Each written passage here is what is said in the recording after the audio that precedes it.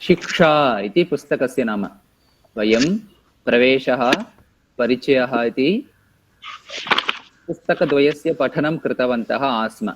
अस्माकं संस्थायां पत्राचारद्वारा संस्कृतमिति प्रवेशः इति प्रथमस्य पुस्तकस्य नाम, तथैव परिचयः इति द्वितीयस्य पुस्तकस्य नाम। अर्थात् एकवर्षं यावत् वयं पठितवन्तः आस्म। परीक्षाद्वयं समापितवन्तः, लेखनं कृतवन्तः आस्म। अद्यतनकक्षायां शिक्षा इति पुस्तकस्य किञ्चित् परिचयं प्राप्नुमः, तथैव आरम्भमपि करिष्यामः। शिक्षा इति पदमस्ति। शिक्षापदं कः लिङ्गः भवति?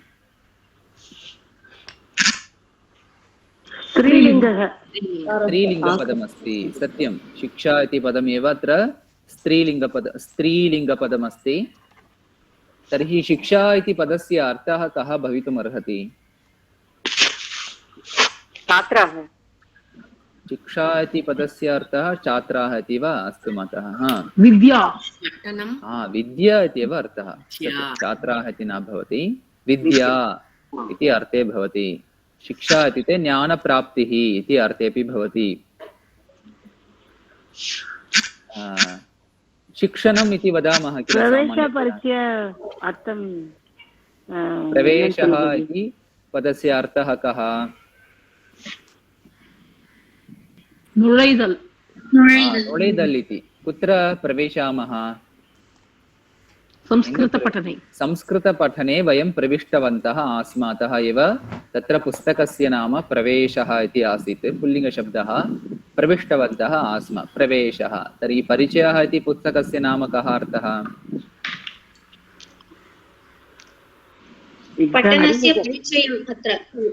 अरिमुगम्, इंट्रोडक्शन्। सत्यम्। इत्युक्ते संस्कृतभाषायाः किञ्चित् सम्पूर्ण परिचयः नास्ति, मुळुमयान इंट्रोडक्शन् अल्ल, अरिमुगम्। यत् आवश्यकं, यत् तस्मिन् स्तरे ज्ञातव्यं तद् ज्ञातवन्तः। अतः एव तत्र परिचयः इति पुस्तकस्य नाम आसीत्। तथैव अत्र शिक्षा, परिचयं किञ्चित् यावत् प्राप्तवन्तः आस्म परिचयपुस्तके। शिक्षापुस्तके किम् अस्ति? विद्या, पूर्णज्ञानमिति न, प्रायः वयं तृतीये स्तरे यावत् ज्ञातव्यमस्ति तावत् जानीमः। तस्य पुस्तकस्य नाम एव शिक्षा। वयम् अद्यतनकक्षायां शिक्षापुस्तकस्य कृते 4 स्तरेषु तृतीयः स्तरः शिक्षा इति। अस्य पुस्तकस्य पठनं तथैव परीक्षालेखनम् आगामि जनवरी मासे करिष्यामः। आगच्छन्तु। किञ्चित् यावत् विवरणं करोमि। अस्मिन् पुस्तके वयं प्रत्येकेषु पाठेषु आरम्भे सूक्तिः, महद्वचनम् इति वदामः, तस्य पठनं करिष्यामः एव। आरम्भे पाठे तद् भवति। यत्र वयं प्रवेशपुस्तके, परिचयपुस्तके सूक्तिः इति पठितवन्तः, तत्रैव अत्रापि शिक्षापुस्तकेपि भवति सूक्तिः, अमृतवचनं, महद्वचनम्, एकवचन उक्तिः इति नानाविधनामानि भवन्ति। तदनन्तरम् अत्र शिक्षापुस्तके काव्यकथायाः परिचयः अपि अस्ति। वयं परिचयपुस्तके काव्यकथा, का कथा आसीत्? रघुवंशः इति काव्यकथा आसीत्। तथैव अन्ते कडसिल रामायणमपि आसीत्। अदु पातो द्वयमपि आसीत् किञ्चित्। तथैव अत्र शिक्षापुस्तके वयं सर्वेपि किरातार्जुनीयं शिशुपालवधम् इति काव्यकथाद्वयं पठिष्यामः मित्राणि। इत्युक्ते संक्षेपरूपेण भवति, पूर्णविवरणतया न भवति।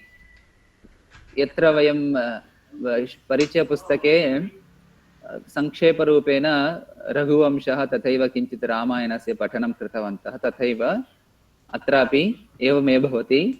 शिशुपालवधं तथा च क्षम्यताम्, एतत् किरातार्जुनीयम् इति काव्यकथायाः पठनं करिष्यामः। तथैव अत्र अन्वयरचना इति तत्र एव पठितवन्तः परिचयस्तरे अन्वयः इति श्लोकानां पठनं कृतवन्तः। अन्वयश्लोकाः के आसन् परिचयपुस्तके? रामायणश्लोकः। रामायणश्लोकाः आसन् क्षम्यतां, रामायणश्लोकाः आसन्। तत्र यत् अन्वयरचने रामायणश्लोकाः, अत्रापि अन्वयरचने भगवद्गीतायाः श्लोकाः सन्ति। तदपि प्रथमस्य अध्यायस्य भगवद्गीतायाः श्लोकाः सन्ति अन्वयक्रमः अथवा अन्वयरचने। तस्य पठनं करिष्यामः मित्राणि। तथैव व्याकरणं पठितवन्तः। परिचयपुस्तके स्वरसन्धिः आसीत्। अत्र शिक्षापुस्तके वयं व्यञ्जनसन्धिः तथैव विसर्गसन्धिः द्वयमपि सविस्तरेण किञ्चित् दत्तमस्ति। तेषां पठनं करिष्यामः मित्राणि। तथैव व्यवहारिकशब्दावली इति आसीत्, तदपि आसीत् अत्रापि भवति। व्याकरण अंशेषु अन्यत् शत्रुशाणजन्तम् इति पठामः। शत्रुप्रत्ययः, शाणजप्रत्ययः, एतद् द्वयमपि अत्र शिक्षास्तरे सविस्तरेण एव पठामः। बहु विवरणरूपेण नानाविधेषु पाठेषु शत्रुप्रत्ययः, शाणजप्रत्ययः त्रिषु लिङ्गेषु दत्तमस्ति। तेषां पठनं करिष्यामः मित्राणि। कृदन्तप्रत्ययेषु द्वौ प्रत्ययौ शत्रुप्रत्ययः, शाणजप्रत्ययः, तेषां पठनमपि भवति। एवं क्रमेण पठामः। यथा परिचयपुस्तके यः विषयः आसीत्, ये विषयाः आसन्, ते विषयाः एव अत्रापि अंशाः दत्ताः सन्ति। किञ्चित् अधिकमपि अस्ति। तथैव विषयः अपि परिवर्तितः अस्ति। पठनं करिष्यामः। आरम्भे प्रथमे पाठे सूक्तिः अस्ति। सूक्तेः पठनं कुर्मः। अत्र सूक्तिः एवमस्ति। अस्मासु एकः पठति वा? सतां हि सन्देहपदेषु वस्तुषु प्रमाणमन्तःकरणप्रवृत्तयः। सम्यक् मतः, उत्तमं, समीचीनं। सतां हि सन्देहपदेषु वस्तुषु प्रमाणमन्तःकरणप्रवृत्तयः इति सूक्तिः अस्ति। प्रथमं सोपानं जानीमः, पदच्छेदः, सन्धिच्छेदः इति उच्यते। सतां हि सन्देहपदेषु वस्तुषु प्रमाणमन्तःकरणप्रवृत्तयः इति समस्तपदम् एकं पदमस्ति। नास्ति, प्रमाणं प्लस् अन्तःकरणप्रवृत्तयः। अत्रापि सन्धिच्छेदः नास्ति, संयोगः अस्ति, गुणिताक्षरमस्ति। प्रमाणम् अधिक अन्तःकरणप्रवृत्तयः इति विभजनं कुर्वन्तु। प्रतिपदार्थं पदपरिचयं च प्राप्नुमः। अत्र सतां तकारान्तः पुल्लिङ्गः सत् शब्दः, षष्ठी विभक्तिः बहुवचने अस्ति। सताम् इत्युक्ते सत्पुरुषाणां, साधूनाम् इति अर्थः।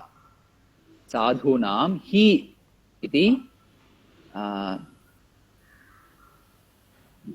निश्चयं करोति, दृढीकरोति तं पदं। सतां हि சான்றோர்களின் மேன்மக்களின் தேஷாம் हि इति अळिति सोल्लुकुडियदु। हि इति अव्ययपदम्। अर्थः तु किमपि नास्ति, दृढीकरोति तं पदं। तत् पदं किं पदं? सताम् इति पदस्य दृढीकरणार्थं हि इति पदमस्ति। सन्देहपदेषु इति सन्देहपदम् अकारान्तः नपुंसकलिङ्गः, सप्तमी विभक्तिः बहुवचनं।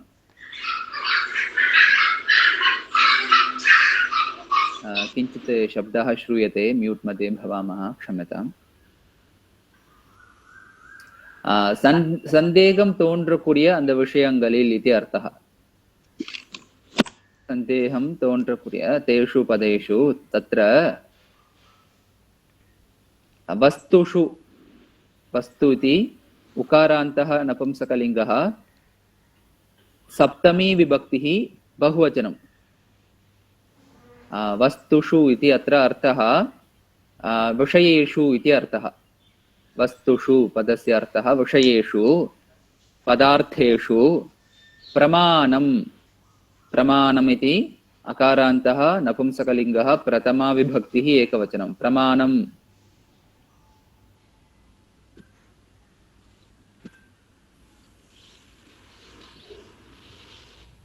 फ्रूप् इति वदामः तदेव प्रमाणम् अन्तःकरणप्रवृत्तिः इति एकं समस्तपदमस्ति इकारान्तः स्त्रीलिङ्गः प्रथमा विभक्तिः बहुवचने अस्ति चेतो व्यापाराः इति वदामः अवैगल् इति अर्थः चेतो व्यापाराः अन्तःकरणप्रवृत्तयः इति चेतो व्यापाराः इति पदस्य अर्थः भवति कः अर्थः अवर्गलिन् मनसाक्षिये मनसाक्षिगले इति वदामः तदा कः अभिप्रायः अत्र सत्पुरुषाणां सन्देहपदेषु वस्तुषु प्रमाणम् अन्तःकरणप्रवृत्तयः हि भवन्ति इति सूक्तिकारः वदति एकं तमिळ् गीतमपि अस्ति जानीमः किं गीतं तद् ஒன்றே ஒன்று மனசாட்சி நல்லவர்களுக்கெல்லாம் சாட்சிகள் ஒன்றே ஒன்றே मनसाक्षी इति वदामः तदेव तेषां मनः एव साक्षी भवति प्रमाणं भवति इति अस्तु एकवारम् अस्मासु किञ्चित् यावत् तात्पर्यं वदामः समीचीनम् अत्र पुस्तके विद्यमानतात्पर्यं मा पठन्तु स्वयं वदन्तु एकं गीतमपि गीतवन्तः ஜி இது சொல்லாம பாருங்க வாரணாவதத்துல யுதிஷ்டிரன் வந்து அந்த அரக்கு அதெல்லாம் பார்த்துட்டு சந்தேகப்பட்டார் அப்படிங்கிறது சொல்லாமா सन्देहपट्टार् इति अस्तु मतः उत्तमम्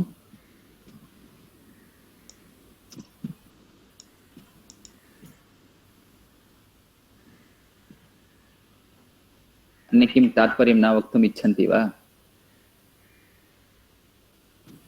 अस्तु सत्पुरुषाणां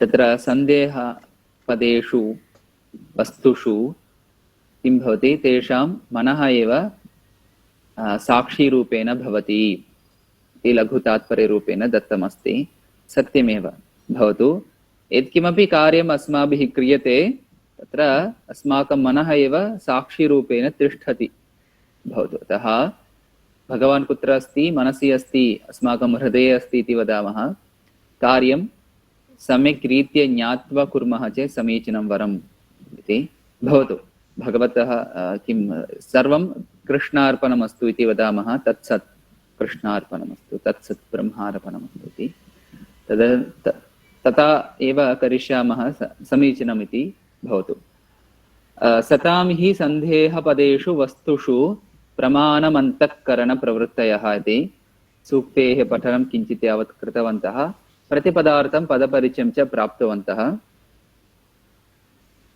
अत्र परिचयस्तरे किं पठितवन्तः इति एकः परिचयः अपि अत्र अस्ति मङ्गलम् अस्तु इति दत्तमस्ति परिचयस्तरे विशेषणभावः तथैव कर्तरि कर्मणि भावे प्रयोगाः पठितवन्तः विशेषणविशेषप्रयोगस्य नियमश्लोकं वदन्तु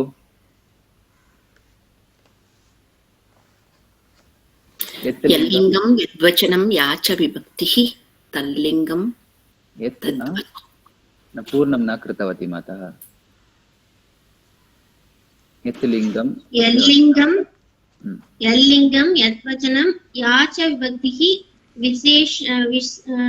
विशेषस्य तल्लिङ्गं तद्वचनं सा च विभक्तिः विशेषणस्यापि सम्यक् मातः उत्तमं यत् लिङ्गं यत् वचनं या च विभक्तिः विशेषस्य तत् लिङ्गं तत् वचनं सा च विभक्तिः विशेषणस्यापि इति एकं श्लोकमपि पठितवन्तः। अत्रापि दत्तः अस्ति उत्तमः बालकः, उत्तमा बालिका, उत्तमं पुस्तकम्। अत्र विभक्तेः परिवर्तनेन उत्तमे बाले, उत्तमां बालाम्, उत्तमस्य पुस्तकस्य, उत्तमेन बालेन, उत्तमाभ्यां बालकाभ्याम्, उत्तमैः बालकैः इति वचनपरिवर्तनमपि कृत्वा संख्याविशेषणमपि पठितवन्तः। एकः पुरुषः, एका महिला, एकं पुस्तकं लिङ्गमनुसरति। एकस्मै पुस्तकाय, पुरुषाय, एकां महिलाम्, एकस्मिन् पुस्तके, एकेन पुरुषेण, द्वाभ्यां पुरुषाभ्यां, त्रिभिः पुरुषैः। तत्र संख्याविशेषणे अपि द्विविधमासीत्। एकं संख्यावाचकं तथैव पूर्णप्रत्ययान्तं द्वयमासीत्। संख्यावाचकं तत्र एकः, एका, एकं, द्वौ, द्वे, द्वे इति पठितवन्तः। तद् संख्यावाचकं, संख्यावाचकाः विशेषणं। तथैव पूर्णप्रत्ययान्तः अर्थात् क्रमवाचकः, तत्र प्रथमः, द्वितीयः, तृतीयः, प्रथमा, द्वितीया, तृतीया इति त्रिषु लिङ्गेषु अपि पठितवन्तः। क्रमं करोति, क्रमवाचकाः अथवा पूर्णप्रत्ययान्ताः इति। तथैव चित्तचन अपि पठितवन्तः। चित्तचनप्रयोगः कुत्र क्रियते, कुत्र प्रयुज्यते अस्माभिः? अनिश्चय यत्र अनिश्चयार्थः भवति, अस्पष्टता भवति, तत्र त्रिषु लिङ्गेषु तथैव सप्तककारेषु मकारान्तः पुल्लिङ्गे, स्त्रीलिङ्गे, नपुंसकलिङ्गे प्रयोगं कुर्मः। मकारान्तः किं शब्दे एव भवति किल? मकारान्तः पुल्लिङ्गः, किं शब्दः, स्त्रीलिङ्गः, नपुंसकलिङ्गः, अदल सेतिपो। அதே மாதிரி சப்த ககாரங்களையும் சேர்த்துக்கலாம். கதாச்சித் इति, कदाचित्, कुत्रचित्, कथञ्चित्, कथं प्लस् चित्, कथञ्चित्। एवं चित्तचनप्रयोगः आसीत्। द्वयमपि समानार्थः इत्यपि पठितवन्तः। कस्यचित् बालकस्य नाम रामः। कस्य नाम रामः इति न सम्यक् न जानीमः, तदा कस्यचित् बालकस्य नाम रामः इति चित्तचनप्रयोगं कृतवन्तः। लिङ्लकारः, विधिलिङ्लकारः, विधिलिङ्लकारः द्वयमासीत्, अर्थत्रयं भवति। एकं सम्भावनार्थे, विध्यर्थे, लोट् लकारार्थे विधिलिङ्लकारस्य प्रयोगः क्रियते इति ज्ञातवन्तः। अत्र सम्भावनार्थः तथैव विध्यर्थः इति दत्तमस्ति। सम्भावनार्थः इत्युक्ते अनिश्चयार्थे इति अर्थः. विध्यर्थः इत्युक्ते निश्चयार्थे, कण्डिपाग அப்படின்னு அர்த்தத்துல अत्र दत्तमस्ति। पुस्तके विवरणमपि किञ्चित् कृतमस्ति। जानीमः अद्य सायं महती वृष्टिः भवेत् इति सम्भावना इति दत्तमस्ति। भवान् धर्मं पालयेत्। पश्यतु, धर्मः निश्चयेन पालनीयः किल अस्माभिः, अतः विधिः इति दत्तमस्ति। द्वयमपि भवति। लकारः तु समानमेव, परन्तु वाक्यम् अनुसृत्य तत्र सम्भावनार्थः वा विध्यर्थः वा इति निश्चयं कुर्मः। भवतु। तथा कर्मणि प्रयोगः वर्तमानकाले, भूतकाले आज्ञा, प्रेरणा, लोट् लकार क्रियापदानामपि पठनं कृतवन्तः। कर्मणि प्रयोगः तत्र रामेण पाठः पठ्यते इति लट् लकारः वर्तमानकालः, रामेण पाठः अपठ्यत अथवा पठितः इति इक्तप्रत्ययः समानं। लङ् लकारः इक्तप्रत्ययः भूतकाले पठितवन्तः। रामेण पाठः पठ्यताम् इति लोट् लकारः प्रेरणा आज्ञा अनुमतिः कर्मणि रूपं पठितवन्तः। तथैव रामेण पाठः पठनीयः, पठितव्यः इति तव्यत् अनियर् प्रत्ययः विध्यर्थः भवति। अहम् उक्तवान् तव्यत् अनियर् निश्चयार्थे भवति, तदपि कालवं न सूचयति, भावं सूचयति इति पठितवन्तः। तथैव भावे प्रयोगः, भावे प्रयोगः अपि त्रिषु कालेषु पठितवन्तः। वर्तमानकालेपि आसीत्, भूतकाले, भविष्यत्कालेपि। तथैव प्रेरणा आज्ञा अनुमतिः तत्रापि पठितवन्तः। भावे प्रयोगः इति कर्मणि प्रयोगः एव, तत्र कर्मपदं न भवति इति। वृक्षेण कम्प्यते, पर्णैः अपत्यत, पतितं, त्वया यत्यताम् इति लोट्लकारः, भवता उपवेष्टव्यम् इति तव्यतनीरपि दत्तमस्ति। भावे प्रयोगः समाप्तः। पुनस्मारणं। तर्हि अत्र यत्किमपि संशयः अस्ति चेत् पृच्छन्तु, नो चेत् अग्रे सरामः। तथैव अत्र किञ्चित् यावत् वाक्यरचनामपि करिष्यामः। वदन्तु।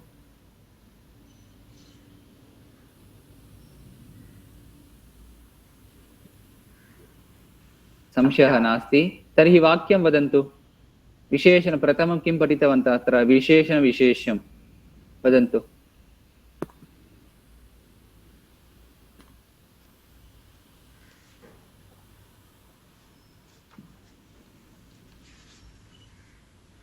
नीलः मेघः। पुस्तके विद्यते। अस्तु मत। नीलः मेघः आकाशे सञ्चरति। अस्तु मतः, उत्तमं। धन्यवादः। स्वयम् उदाहरणानि वदामः विशेषणविशेष्यं। चतुरः बालकः सर्वदा चिन्तयति। चतुरः बालकः सर्वदा चिन्तयति। सत्यमातः। दीर्घां लतायां पुष्पाणि सन्ति। दीर्घायां लतायाम्। उत्तमम्। वृक्षे उत्तमानि फलानि फलन्ति। उत्तमानि फलानि। उत्तमम्।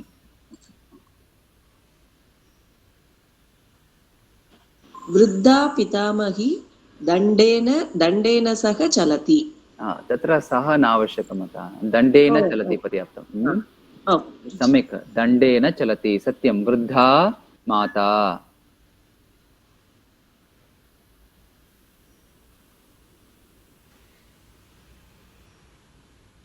सुन्दरी सीता नृत्यति। सुन्दरी सीता नृत्यति। उत्तमम्।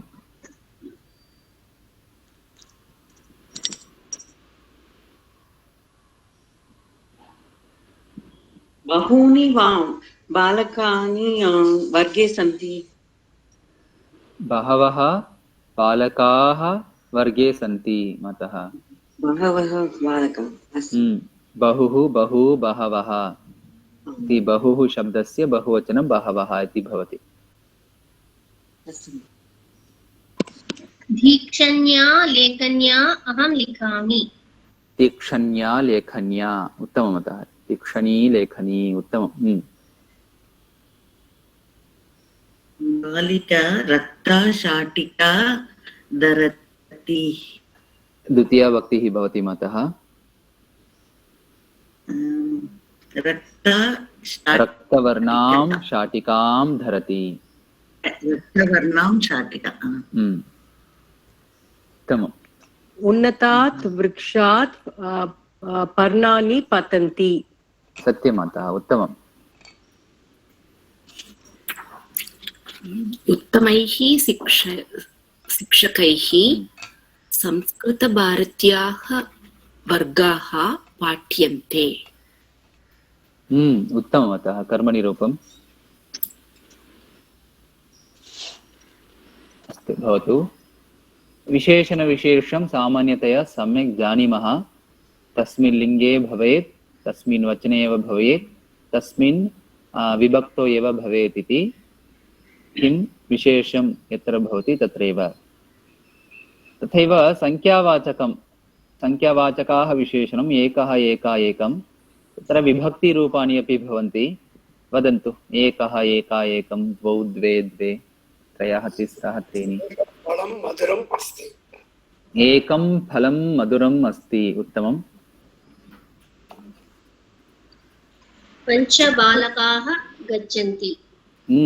तत्र चत्वारि संख्यापर्यन्तमेव संख्यावाचकाः विशेषणं लिङ्गं भवति। चत्वारि संख्यापर्यन्तमेव। पञ्चसंख्यायाः आरभ्य त्रिषु लिङ्गेषु समानरूपं, परन्तु विभक्तिरूपाणि भवन्ति। सम्यक् मातः। उत्तमम्। एकस्मिन् दिने अहं ग्रामम् अगच्छम् एकस्मिन् दिने सत्यमातः दिनं नपुंसकलिङ्गः सप्तमी अतः एकस्मिन् दिने उत्तमं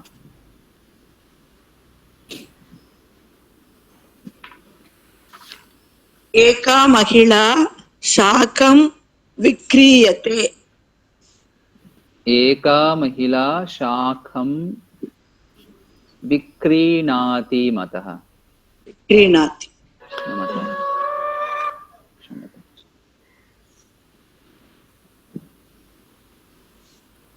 एकक्षणम्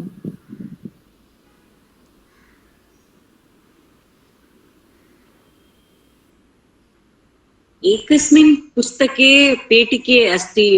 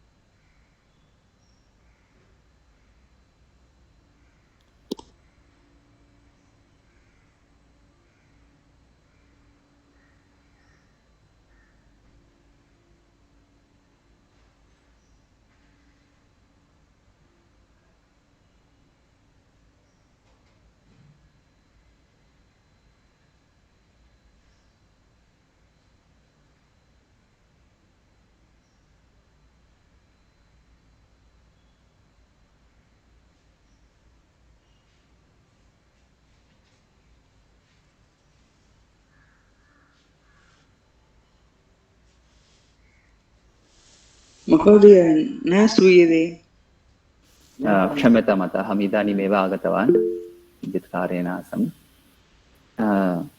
किमासीत् तत्र संख्याविशेषणं संख्यावाचकाः विशेषणम् इति नाम्ना तत्र एकः एका एकं द्वौ द्वे द्वे त्रि त्रिषु लिङ्गेषु चत्वारि संख्यापर्यन्तमेव लिङ्गभेदः भवति तदनन्तरं त्रिषु लिङ्गेषु समानरूपं परन्तु विभक्तिरूपाणि भवन्ति तर्हि अहं तमिळ् भाषायां वदामि भवन्तः संस्कृते वदन्तु पश्यामः நான்கு வேதங்களில் உயர்ந்த விஷயங்கள் அடங்கி உள்ளன वदन्तु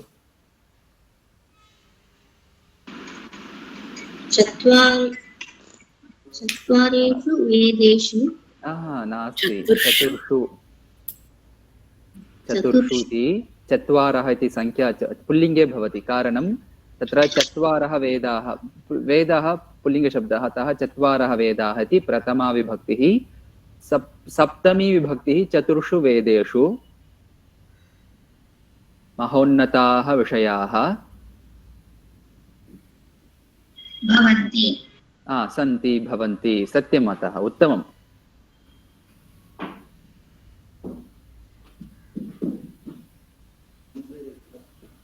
ஏழு ஸ்வரங்களில் பாடுகிறார் வதந்து.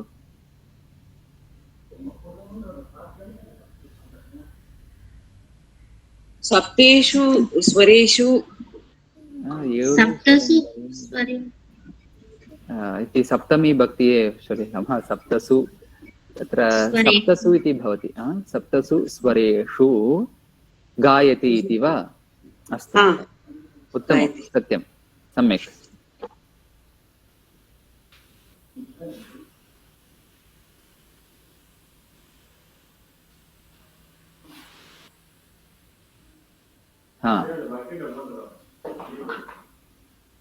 ராவணன் 10 தலைகளால் பார்க்கிறார் வதந்து.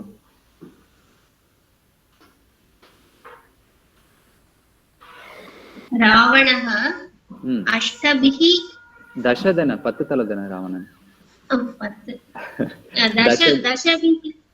दशभिः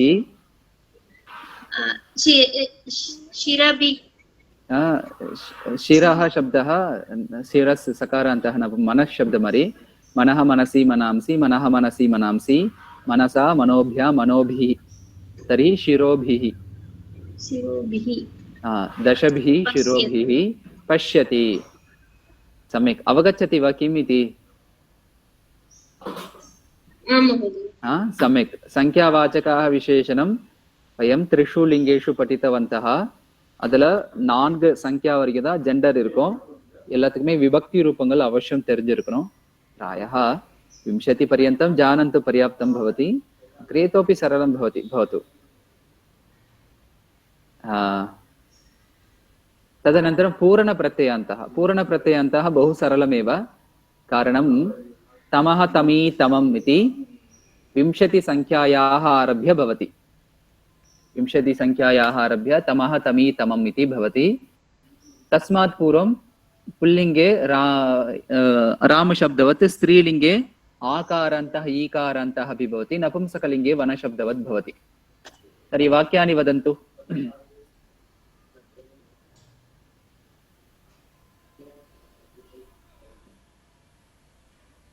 वर्गे 20तमः बालकाः सन्ति. இல்லையே மாதா, 20வது பையன் இருக்கானா? 20 பேர் இருக்கான்னு சொல்றேன். இது 20 தமஹானா 20வது, அதாவது வரிசைப்படுத்துறது. 20 பேர்னா 20 छात्राः सन्त्येव, நம்பர் அது நாம இப்ப படிச்சது. संख्यावाचकाः विशेषणं படிச்சு முடிச்சிட்டோம். இப்ப பூரண பிரத்யயாन्तः वदन्तु. कृपया 20तमं बालकम् आह्वयतु. सत्यं मातः, उत्तमं. 100 बालकाः सन्ति, तेषु 20तमः बालकः अस्ति. तस्य संख्यामपि जानीमः. अतः 20तमं बालकम् आह्वय इति. उत्तमम्. இது கரெக்ட்டா பாருங்க குருஜி. वर्गे 20तमः बालकः उन्नतः अस्ति. सत्यं, सत्यम्, उत्तमं, सत्यमेव. गुरुजी, मम सखी षष्ट्यां वीथ्यां वसति वर्मा, 6வது தெருவில் இருக்கிறார். षष्ठी इति स्त्रीलिङ्गः, वीथि इति स्त्रीलिङ्गः. सत्यं माता, षष्ट्यां वीथ्याम् इति शुद्धं वाक्यं, शुद्धमेव. आम्.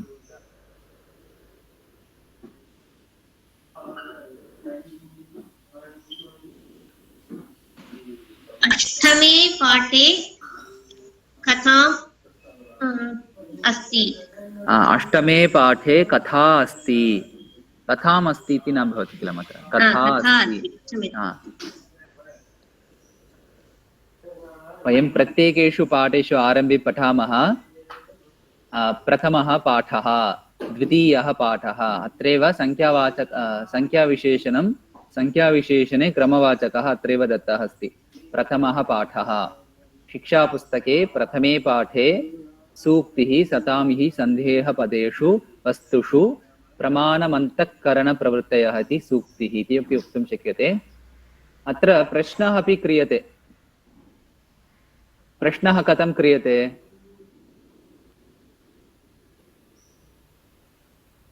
विद्यालये 20तमः बालकः उन्नतः. तर्हि प्रश्नः, इतनाவது பையன் ஹைட்டா இருக்கா அப்படின்னு கேக்குறதுக்கு எப்படி பாப்பா சம்ஸ்கிருதே? कथमं बालकं कथमः कथमी कथमं त्रिषु लिङ्गेषु प्रश्नः क्रियते स्मरामः அந்த கேள்வி புத்தகத்தில் எங்கேயும் இல்லை कथमः कथमी कथमम् इति त्रिषु लिङ्गेषु प्रश्नः भवति मित्राणि स्मर्यताम् अस्तु भवतु उत्तमम् तर्हि अत्र संख्याविशेषणத்தில் कतिदा केपोम् एकः पुरुषः अस्ति प्रश्नः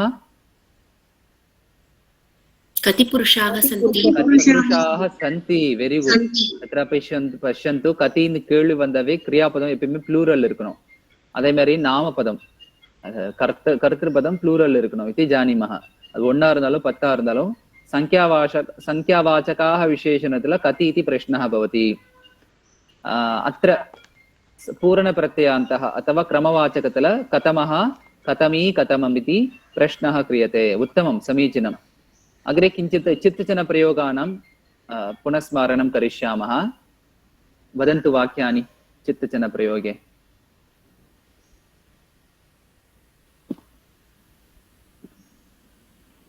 अहं कदाचित् दन्तधावनं न करोमि सर्वदा करणीयम् उत्तममेव उदाहरणार्थम्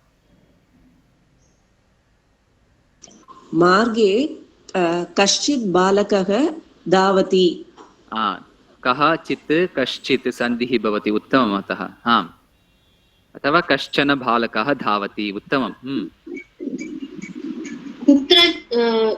कुतश्चित् सुगन्धः आगच्छति कुतः चित् कुतश्चित् सुगन्धः आगच्छति सत्यम् उत्तमम् कस्मिन् ग्रामे एकः कृषकः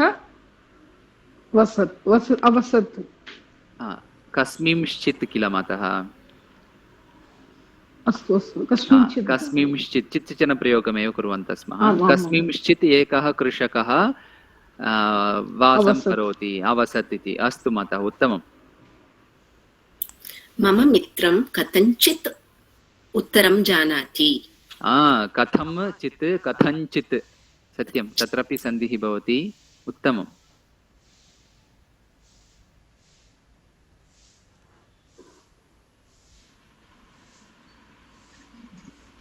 कस्मिंश्चित् पुस्तके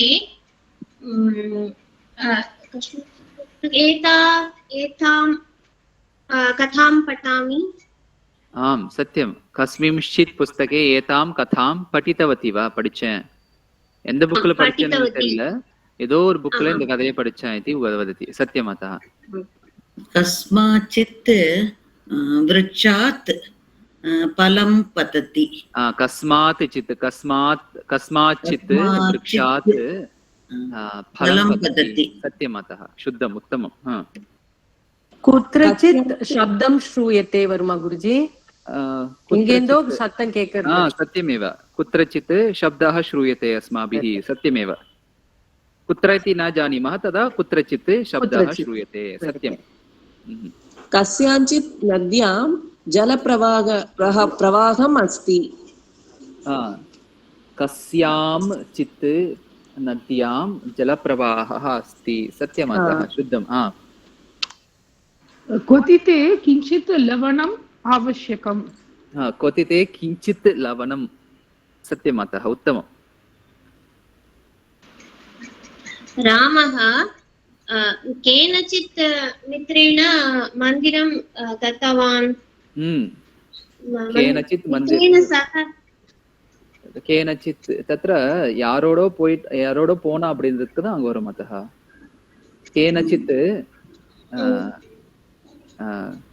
केनचित् सह मन्दिरं गतवान् इति सत्यम् अतः उत्तमम् वृद्धः केनचित् दण्डेन चलति केनचित् दण्डेन चलति ஏதோ ஒரு கோலால நடக்கிறார் वृद्धः अस्तु उत्तमम् मम पुत्री कस्मैचित् भोजनं नयति यार्को சாப்பாடு எடுத்துட்டு போறா कस्मैचित् उत्तमम् अतः कः कौ के केचित् बालका पठन्ति कः कौ के केचित् बालकाः पठन्ति बहुवचन केचित् सत्यम् अतः के अधिकचित् केचित् अथवा केचन बालकाः सम्यक् पठन्ति पठन्ति उत्तमम् अम्बा कस्मैचित् भिक्षुकाय अन्नं ददाति.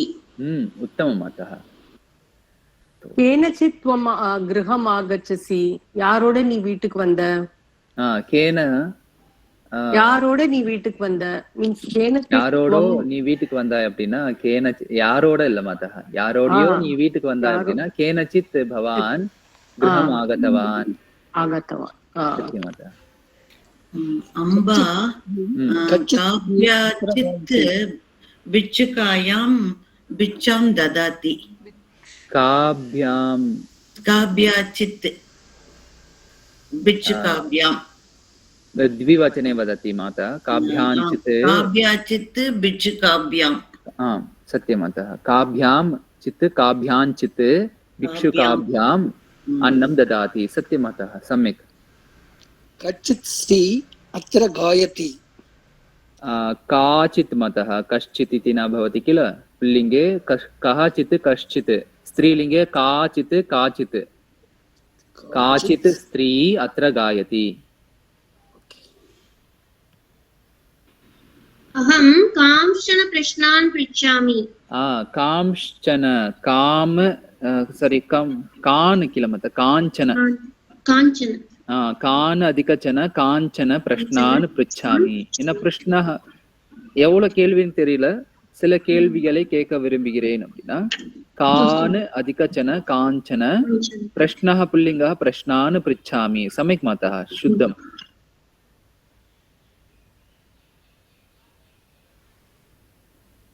अहं केषुचित् स्यूतेषु एतत् पुस्तकं स्थापितवती. सम्यक् मातः, उत्तमम्. ஏதோ சில பைகளில் இந்த புத்தகங்களை வைத்தேன். கஸ்யாச்சித் லதாயா புஷ்பம் விகசதியா இல்ல சில கொடிகளில் ஏதோ சில கொடிகளில் லதாயாக சப்தமி வர்ணமதः. சப்தமி கஸ்யாம் கஸ்யாஞ்சித் कस्याम् अधिकचित् कस्याञ्चित् लतायां पुष्पं विकसति.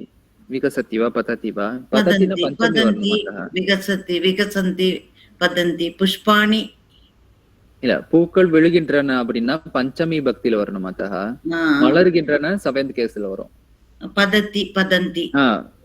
தர்ஹி எப்போ நீங்க பிப்த் கேஸ் சொல்லணும். கஸ்யாஹ அதிகச்சித் கஸ்யாஷ்சித் லதாயாஹ புஷ்பம் புஷ்பம் பததி. இதோ ஒரு சில கொடியிலிருந்து பூ விழுகிறது. இது சரியா சொல்லுங்க. கேஷாஞ்சித் பாலகானாம் கிருஹாணி அத்ர சந்தி. கேஷு चित् बाल पुनः वदतु केषाञ्चित्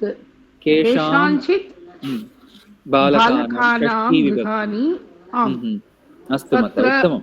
सन्ति. अत्र सन्ति. सत्यं माता, शुद्धं. वदतु मातः. मम प्रदेशस्य मन्दिरे कदाचित् भजनं भवति. சொல்லலாமா குருஜி? எப்பயாவது சத்தியம் மாதா, எப்பயாச்சும் பஜனை நடக்கும். கதாச்சித் பஜனம் चलति. सत्यम्, उत्तमम्.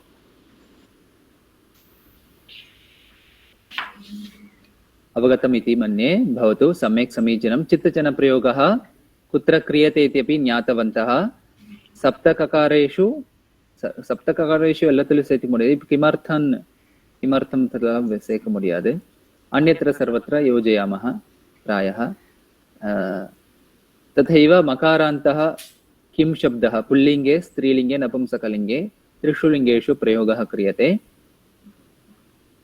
तदनन्तरम् अत्र सम्भावनार्थः तथैव विध्यर्थः विधिलिङ्लकारः लिङ्लकारः इति द्वित्रिवाक्यानि वदामः, अग्रे सरामः. तस्य प्रयोगः अपि कृतः अस्ति अस्माभिः.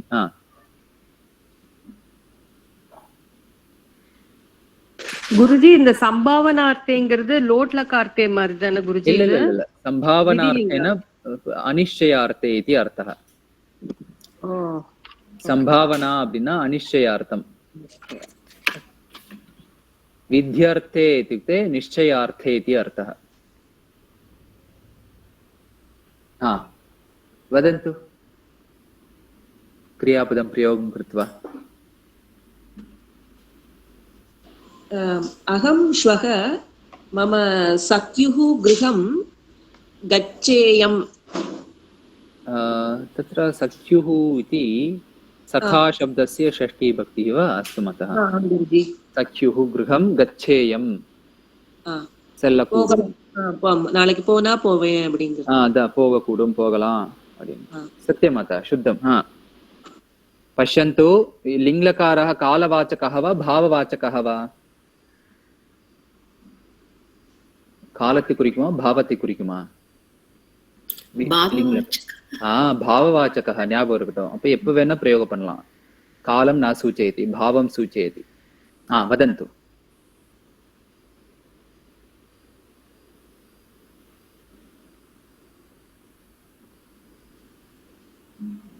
किमर्थं मौनं?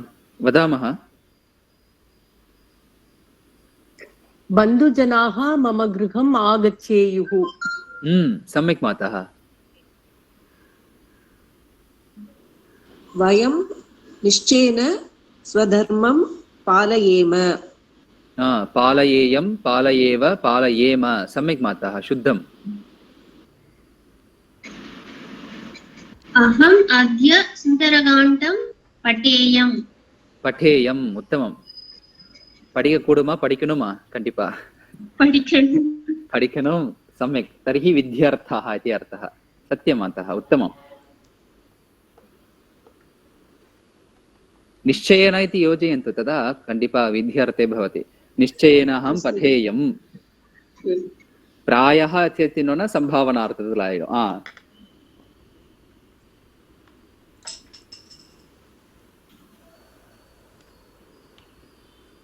ಎಂದು ಕ್ರಿಯಾಪದವು ಜ್ಞಾಪಕ ಬರಮಾಟಂದ?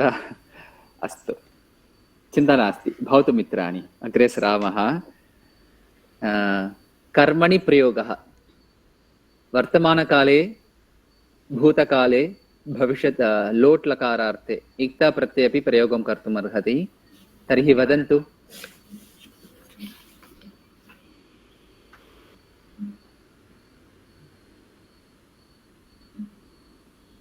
गुरुजी, इक्त प्रत्ययः तव्यतनियत् सर्वे कर्मणि मध्ये कर्मणि रूपमेव माता, सत्यमेव। परन्तु इक्त प्रत्ययः तव्यतनियर् கர்த்தரியாவும் பிரயோகம் பண்ணலாம் சில இடங்கள்ல. இக்த பிரத்யேக எந்த இடத்துல பண்ணணும்? கர்த்தரியா பண்ணலாம். ஞாபகம் இருக்கா? இக்த பிரத்யேக கர்த்தரியா பிரயோகம் பண்ணலாம் அப்படின்னு சொல்லியிருக்கேன். கம் தாத்து, கம் தாத்து, அதாவது கத்தியர்த்தக கிரியாபதானி. அதாவது எதெல்லாம் மூவ் ஆகக்கூடிய வேர்பா இருக்கோ, இப்ப கச்சதி, பததி, பததி விழுறது, மேல இருந்து மூவ் ஆகுறது இல்லையா? பததி, ஜாயத்தே நிகழ்கிறது, ஆகிறது, நடக்கிறது. அந்த மாதிரி கிரியாபதங்களை இக்தா பிரத்யய சேர்த்தி ஆக்டிவாகவும் பிரயோகம் பண்ணலாம். இப்ப பாலகா வித்யாலயம் கதஹா, சென்றான், செல்லப்பட்டதுதான், பட் சென்றான். புஷ்பம் பதிதம், பூ விழுந்தது. புஷ்பேன பதிதம் தான் சொல்லணும், ஆனா புஷ்பம் பதித்தம் சொல்லலாம். எந்தெந்த கத்தியர்த்தக கிரியாபதானி இக்தா பிரத்யத்துல மட்டும் இக்தா பின்னோட்ட சேர்த்து ஆக்டிவ் வாய்ஸாவும் பிரயோகம் பண்ணலாம். அதுக்கு அர்த்தக்காக அந்த கர்த்திருப்பதம் ஃபர்ஸ்ட் கேஸ்லும் இருக்கலாம் அப்படின்னு அர்த்தம். எல்லாமே கிடையாது. ததைவ தவ்யதனியர் பொதுவா கர்மணி ரூபம் தான், பரந்து எல்லா கிரியாபதங்களும் ஆக்டிவ் வாய்ஸாவும் பிரயோகம் பண்ணலாம். அஹம் புஸ்தகம் பఠనీయం சொல்லலாம். மயா புஸ்தகம் பఠనీయం इति वक्तव्यं, परन्तु अहं पुस्तकं पठनीयम् इति वक्तुं शक्यते सामान्यतया। सः विषयः नास्ति, परन्तु अत्र वाक्यानि वदन्तु कर्मणि रूपे। मया श्लोकः पठितव्यः, पठितव्यः, श्लोकः पठितव्यः, पठितव्यः। मया भोजनं करणीयं, मया भोजनं करणीयं। हाँ, वृक्षेण फलं पतितम्, वृक्षेण फलं पतितम् इति। अस्तु मतः। छात्रैः पाठः पठितः, छात्रैः पाठः पठितः, उत्तमम्। इक्ता प्रत्ययः। படிக்கப்பட்டது, अपठ्यत, अगम्यत, अलिख्यत लङ्लकार भूतकालं कर्मणि रूपं वदन्तु शीघ्रम् अथवा लट्लकारः मया परीक्षां सम्यक् अलिख्यत तत्र परीक्षाम् इति कर्मपदं सेकेण्ड् केस्ல வரக்கூடாது இல்லையா மத்த ஃபர்ஸ்ட் கேஸ் தானே இருக்கணும் परीक्षा अलिख्यत मया परिचय परीक्षा सम्यक् अलिख्यत सत्यमतः शुद्धम् पुत्रेण विद्यालयः अगम्यत पुत्रेण विद्यालयः अगम्यत सेल्लपट्टது सम्यक् मातः उत्तमम्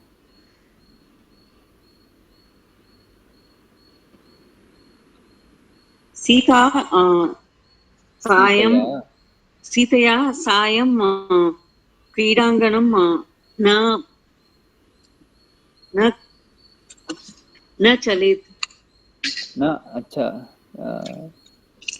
सेल्लपडविल्लै इति वा सेल्लपडविल्लै न अचल्यत न अचल्यत न अचल्यत वरु अपठ्यत अगम्यत पश्यन्तु अत्र कर्तरि प्रयोगः कर्मणि प्रयोगः वर्तमानकाले पठति अपठ्यत पठति पठ्यते लिखति लिख्यते गच्छति गम्यते शृणोति श्रूयते एवं कर्तरि कर्मणि लट्लकारः वर्तमानकालः वर्तमानकालத்தில் எப்படி இருக்கும் कर्मणि रूपம் ஆத்மநேபதி கிரியாபதத்தோட வர்த்தமான மாதிரியே இருக்கும் வந்ததே கம்பதே பாஷதே மாதிரி பठ्यते गम्यते लिख्यते அதே மாதிரி இருக்கும் அதே சமானம் लङ्लकारः भूतकालः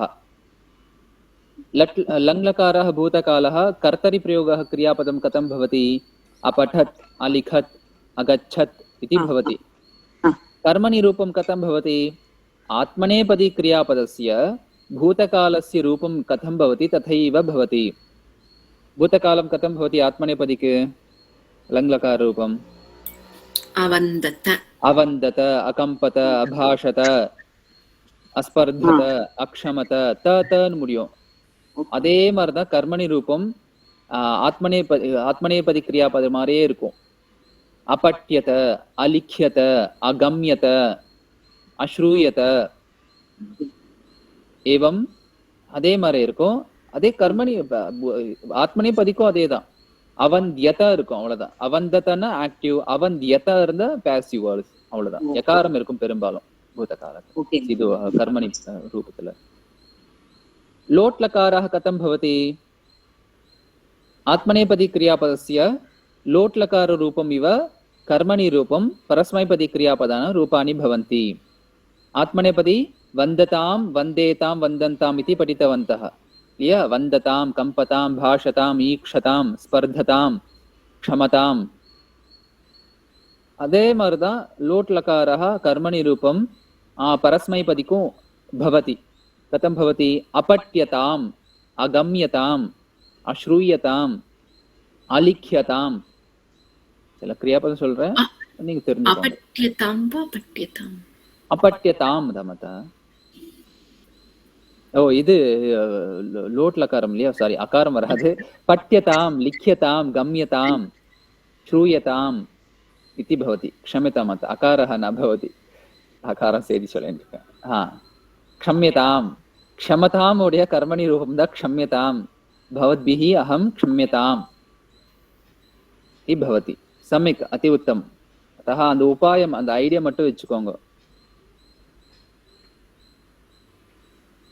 கர்த்தரி பிரயோகம் பரஸ்மைபதி கிரியாபதங்களுடைய ரூபங்கள் மாதிரியே பரஸ்மைபதி ஆத்மநேபதி கிரியாபதங்களுடைய கர்த்தரி ரூபம் மாதிரியே பரஸ்மைபதி கிரியாபதங்களுடைய கர்மணி ரூபங்கள் இருக்கும் அப்படின்னு ஞாபகம் வச்சுக்கோங்க ததா ஸ்மர்த்தும் சக்னுமः அஸ்து अस्तु इति वदामः अस्तु गुरुजी अस्तु समयः अपि गच्छति अद्य किञ्चित् यावत् पुनस्मारणरूपेण कृतवन्तः भवन्तः कृपया एकत्र उपविश्य अभ्यासं कुर्वन्तु वाक्यरचनां कुर्वन्तु केवलं वर्गे पठामः न पर्याप्तं एकवारं पठामः न पर्याप्तं, पुनः पुनः अभ्यासः आवश्यकः एव। श्वस्तनकक्षायां शिक्षापुस्तकस्य प्रथमस्य पाठस्य विषयः अत्र कृदन्ताः इति दत्ताः सन्ति। कृदन्ताः अत्र के प्रत्ययाः என்ன பின்னொட்டுக்கள் அப்படின்னு பார்த்து நாளைக்கு நம்ம படிப்போம். அத்ய பர்யாப்தம்.